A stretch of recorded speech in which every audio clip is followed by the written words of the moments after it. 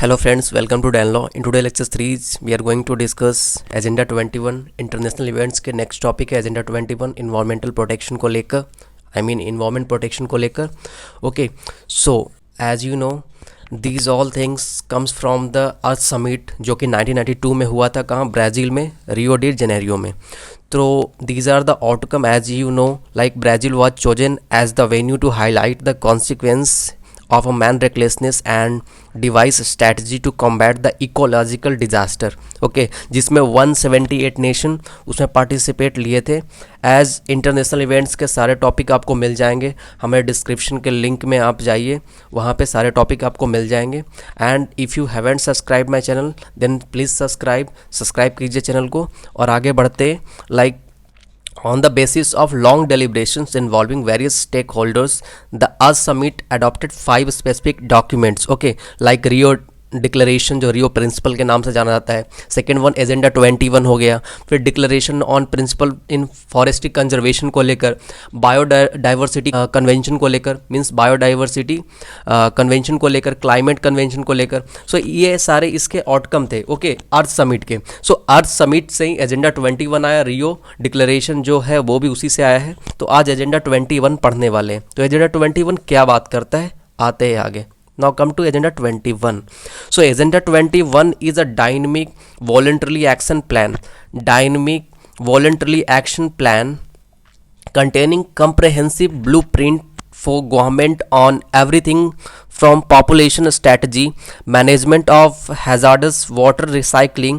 Okay, so it talks about basically आपको एक चीज़ याद रखना है कि एजेंडा 21 जो है ना वो डिक्लेरेशन साइन किया गया था जो रियो डे जेनेरियो में हुआ था 1992 में. रिमेंबर 1992 में जो रियो डिक्लेरेशन हुआ था. सो रियो डे जेनेरियो में जो साइन किया गया था इसका मेन था achieving goal on sustainable development. The main aim is to achieve goal on sustainable development. और इसका जो इशू था, the main issue of sustainable development की अगर बात करें यहाँ पे जो मेन इशू था जो कॉम्बैट करना है इन्वायरमेंटल डैमेज से. First one is to combat environmental damage, remember. Second one is like poverty, बहुत बड़ा इशू है कि इन्वायरमेंट को डिग्रेड कर रहा है. अगर पॉवर्टी खत्म हो जाएगा, if poverty will end then development जाहिर सी बात है होगा. डिजीज़ बहुत बड़े पैमाने पे फैल रहा है. तो आप जो भी इंटरनेशनल इवेंट्स के मैंने टॉपिक करवाए हैं वो आप जाइए, डिस्क्रिप्शन में लिंक प्रोवाइडेड है. You can go to the link and watch the video. Okay, आपको सारा क्लियर हो जाएगा. ओके, नाउ कम टू, अब तो ये जान गए कि मतलब मेन था कि सारे नेशन को एक साथ लाना है और जो भी लोकल गवर्नमेंट है वहाँ पे हर नेशन पे उसको अपना एजेंडा फिक्स करना है कि हाँ इन्वायरमेंटल प्रोटेक्शन को लेकर अपना एजेंडा फिक्स करो. मेन एम यही था इसका. मीन्स ग्लोबल कोऑपरेशन होना चाहिए ऑन कॉमन इंटरेस्ट. यानी कि कॉमन इंटरेस्ट करने का मतलब यहाँ पे क्या है कि ऐसा नहीं है कि मतलब बता देना ही केवल कि इन्वायरमेंट प्रोटेक्शन के लिए एजेंडा बनाओ, सारे नेशन को जोड़ दो. तो अर्थ समिट जब हुआ था उसमें एजेंडा 21 आया था, उसमें रियो डिक्लेरेशन हुआ था, बायोडाइवर्सिटी कन्वेंशन की बात की गई थी, क्लाइमेट कन्वेंशन की बात की गई थी. तो मेन यहाँ पे फोकस ये था कि एजेंडा 21 में कि सारे नेशन को बोलो कि अपना लोकल गवर्नमेंट को सेटअप करे और वहां पे वो एजेंडा बनाए लोकली. ओके, कॉमन इंटरेस्ट के साथ सभी लोग मिल करके करे ये चीज. Mutual needs and share responsibility. Okay, कि हर लोग अपना रिस्पॉन्सिबिलिटी को शेयर करे, कैसे मतलब इन्वायरमेंट को प्रोटेक्ट करना है. Now I am going to read. अब ये जो मैंने जो लेक्चर देना था वो मैंने दे दिया. अब रीड करता हूँ इसको, आप समझते हैं रीड करके. So agenda 21 is a dynamic voluntary action plan containing comprehensive blueprint for government on everything from population strategy, management of hazardous water recycling, जैसे बात किया जा रहा है यहाँ पे, management of hazardous water recycling, energy conservation, renewable energy, business strategies to role of the women in environment. Boutros Ghali the united nation secretary, उसमें कौन थे? Boutros Ghali the united nation secretary general in his opening address to the united nations general assembly in September 1992. ये अर्थ summit से ही आया है, 1992 में हुआ था ब्राजील में, Rio de Janeiro. Okay, said that agenda 21 is a comprehensive and far-reaching program for sustainable development and it constitutes the center place of international cooperation and coordination activities within the United Nations system for many years to come. As you know, these are the outcomes of Earth Summit. Remember 1992 में जो हुआ था Brazil में, which held in Brazil in 1992 and इसका Rio declaration agenda 20 पे मैं बार बार बोल रहा हूँ कि इसी से आया था. ये मेन जो एम था मैंने उसको आपको बताया है. It is known as Agenda 21 because it is intended to provide an agenda for local, okay जैसे मैंने बताया local, national, regional and global action in 21st century. यहाँ पे एजेंडा 21 इसका नाम इसलिए पड़ा था बिकॉज इसका मेन था कि लोकल गवर्नमेंट शेयर, जो भी चीज़ है कि लोकल गवर्नमेंट शेयर करे, मतलब जो भी उसका प्रिंसिपल है, फैक्टर है, जो जो ऑब्जेक्टिव है एजेंडा का, या फिर जो इन्वायरमेंट प्रोटेक्शन को लेकर चीज़ें हैं, उसको हर अपना लोकल गवर्नमेंट जो है ना, उसको हर नेशन को बता दिया जाए कि अपने लोकल गवर्नमेंट में इसको एक लोकल एजेंडा बनाया जाए। ओके ऐसी चीज़ें यहाँ पे बताई गई थी। Means to make local government should share the any agenda, local agenda, okay, and local government should talks on the some resources development. Like resources development करने का मतलब है कि यहाँ पे कि रिसोर्सों को डेवलप करना, मीन्स लाइक ग्लोबल कोऑपरेशन करना है कॉमन इंटेंट के साथ। There should be a global cooperation and common intent, mutual needs and share responsibility, तभी ये सही होगा। ऐसा नहीं है कि सभी नेशन को, जैसे अर्थ समिट में 178 नेशन तो पार्टिसिपेट लिए थे, इसका मतलब ये नहीं है कि these 178 nation will understand clearly, ऐसा नहीं है। वहाँ लोकल पैमाने पे जाना है, वहाँ पे जो लोकल गवर्नमेंट है उनको इसको मतलब एक तरीके से मोटिवेट करना है कि वो पार्टिसिपेट ले इसमें और लोकल एजेंडा बनाए। हर गवर्नमेंट अपना अपना नेशन में लोकल एजेंडा बनाए, मीन्स अपने कंट्री या अपने स्टेट जिसको बोल सकते हो। Okay so agenda 21 proposes a group of actions which are intended to be implemented by every human being on earth. Okay, these actions are specific proposals for the sustainable use of global natural resources, the effective management of solid liquid gaseous waste products, and achievement of the basic standard of living entire humanity. As you know, main issue is sustainable development. Sustainable development is the main cracks. इसका issue क्या है sustainable development का, कि combat environmental damages, combat with poverty, diseases, okay so ये चीज़ ख़त्म करना है। और सॉलिड लिक्विड गैसेस जो मटेरियल्स है, जितने भी मटेरियल बेसिक जो कि मतलब बेस्ट प्रोडक्ट है, जो कि सॉलिड लिक्विड गैसेस होता है, उसको इंटायरली एंड करना है, इंटायरली एबोलिश करना, समाप्त करना है, उसको ख़त्म कर देना है। Okay so purpose, scope and intent of agenda 21. What are the purpose, scope and intent of agenda 21? So the preamble of agenda 21, which outlines its purposes, scope and intent inter alia among all, provides like humanity stands at a defining moment in history. We are confronted with a perpetuation of disparities between and within nations, worsening of poverty, hunger, ill, as you know, poverty, hunger, ill health, illiteracy, and continuing the deterioration of the ecosystem on which we depends for our well-being. However, integration of environment and development concerns and greater attention, okay, to them will lead to fulfillment of the basic needs, improved living standards for all, better protected and managed ecosystems, and a safer, more prosperous future. Okay, no nation can achieve this on its own, but together we can in a goal partnership for sustainable development. As I said before, like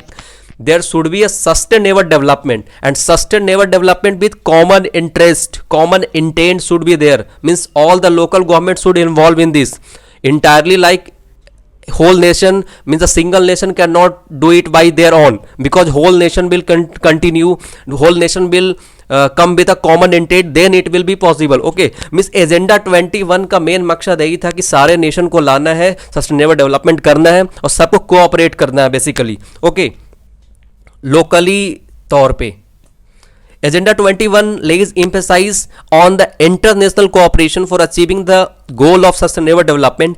It addresses the pressing problem of today and also aim at preparing the world for the challenges of next century.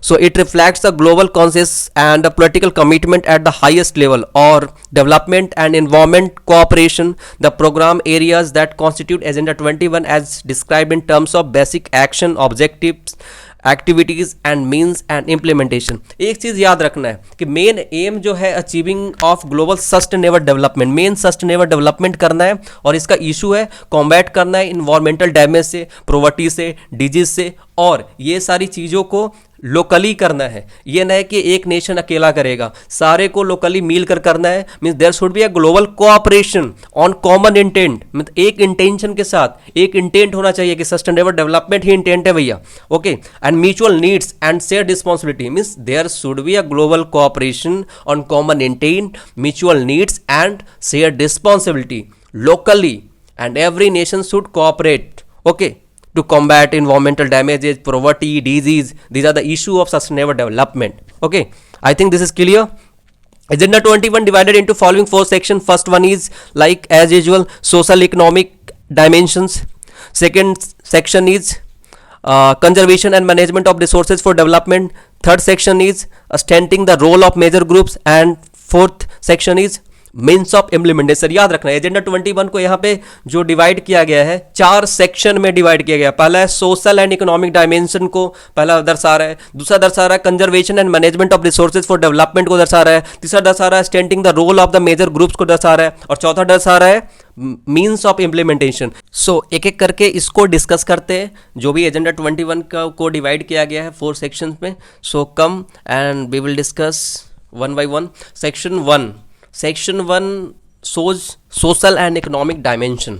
Agenda 21 का first section ये बताता है, means this action includes the recommendation for international cooperation. जैसे मैंने बताया था कि international cooperation बहुत जरूरी है, ओके। ग्लोबल कोऑपरेशन मीन्स बहुत जरूरी है, as I said before, to accelerate sustainable development in developing countries and related domestic policies, combating poverty, challenging consumption pattern, demographic dynamics and sustainability, protecting and promoting human health, promoting sustainable human settlement, development and integrating environment and development in decision making. As I said before, there must be a global cooperation on common interest, mutual needs and social responsibility. उसी चीज़ को section में यहाँ पे बता दिया गया है। First one is social and economic dimension, I think this is clear.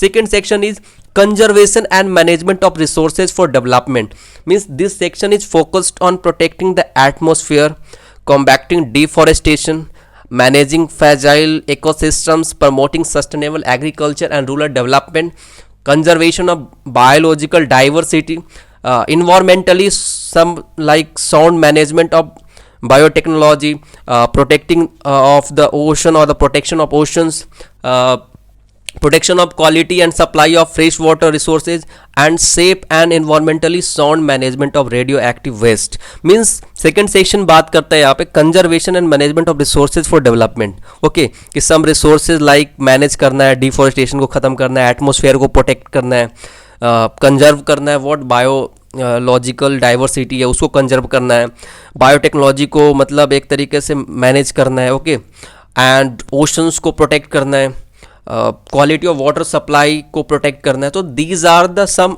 Aspects. Okay, come to the third section, strengthening the role of major groups. This section provides for global action for women towards sustainable and equitable development. So children and youth in sustainable development, recognizing and strengthening the role of indigenous people and these communities, strengthening the role of non-governmental organization for sustainable development. So strengthening the role of workers and their trade unions and strengthening the role of farmers. Okay, means एक role, major group जो है role उसको मतलब strengthen करना है जो भी इसमें इन्वॉल्व है.